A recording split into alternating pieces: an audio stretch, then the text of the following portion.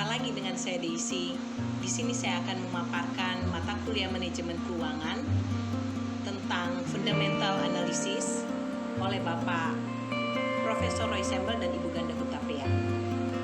Fundamental analysis ini dipakai oleh perusahaan sekuritas yang dia akan buat suatu portofolio untuk pembelian saham atau surat berharga, di mana perusahaan ini mengharapkan suatu keuntungan atau nilai di dalam berinvestasi.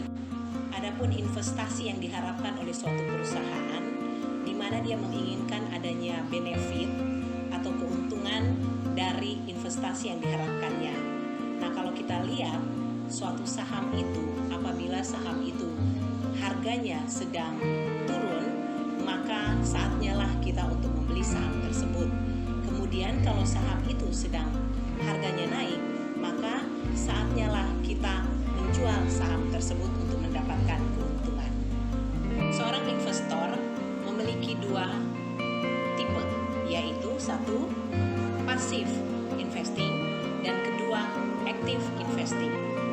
Dilihat dari investor pasif, dia hanya mengikuti market dan kemudian dia tidak perlu untuk menganalisa karena dia hanya melihat dari on average jangka panjang dari saham tersebut. Dilihat dari investor aktif, di sini mereka menggunakan analisa, satu, secara fundamental analysis, kemudian technical analysis, dan ketiga adalah market atau pasar investment. Fundamental analysis ini bisa dilihat dari analisa top-down approach, yaitu yang mempengaruhi nilai suatu perusahaan adalah makro analisa, kemudian ada industri analisa, dan ada company analisa. Setelah kita menganalisa dari ketiga faktor tersebut, kita menentukan dari intrinsic value dan market price.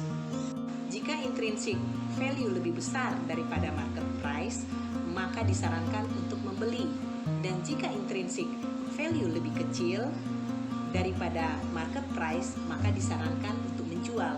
Dan jika intrinsic sama dengan market price, karena harga tersebut stagnan dan tidak direkomendasikan untuk mengambil saham tersebut karena saham tersebut tidak liquid.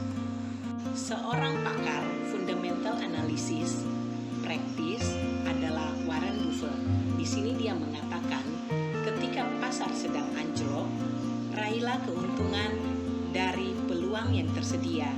Kemudian belilah ketika semua orang menjual saham tersebut. Sampai jumpa di next video dan terima kasih.